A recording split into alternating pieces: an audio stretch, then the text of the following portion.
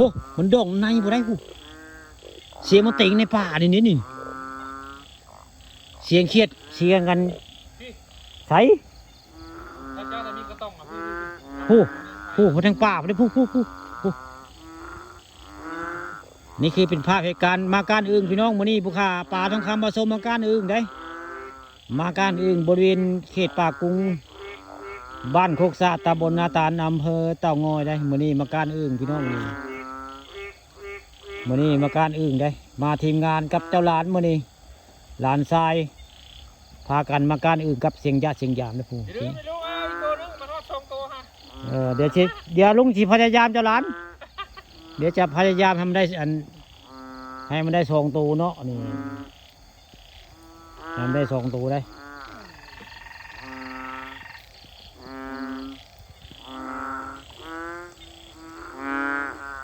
โอ้ยจังเสียงอึ่งห้องดียามห้องมาสนมันไหวจะได้เพิ่นเหรอ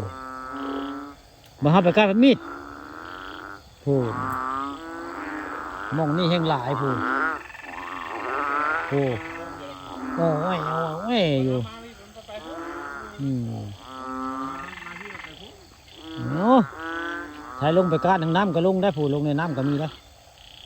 ผู้ข้าอยู่ตึงๆง่ายยังว่ามีปัญญาพ้นได้กันคนนึงอยู่น้ำมันอยู่บกก็ได้นี่มันดำน้ำได้อันพี่น้องมันลงไปน้ำเพราะกันดำได้ขนาดมีอันตักได้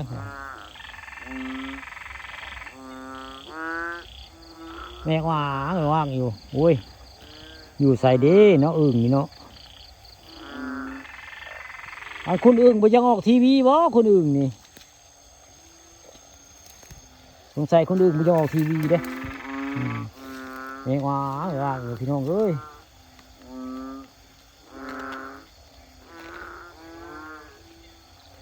ได้ยินแต่เสียงเด้ได้ยินแต่เสียงแต่ไม่เห็นตัวเสียงไม่เห็นตัวน่ะหลายตัวด้วยว่าไทยมีอันตักฮะหลายตัวแล้วบ่รู้แล้วเป็นพึ่งกระสอบเลยบอกมันน้ำแล้วพึ่งกระสอบเลยโอ้ค่อยจะอ่อนจะแค่กระตันกว่าฮะโอ้กระตันน้องอัด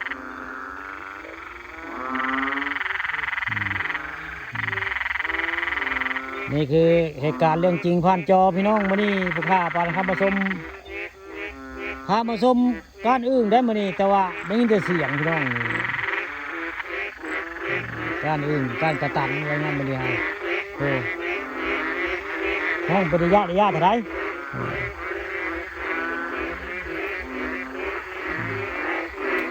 โอ้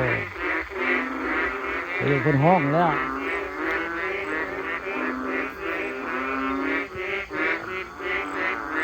ใช้ต้องไปโกนกันลงได้ใช้ทั้งก็อยู่ทั้งสุดยังบ่ได้เพิ่นอยู่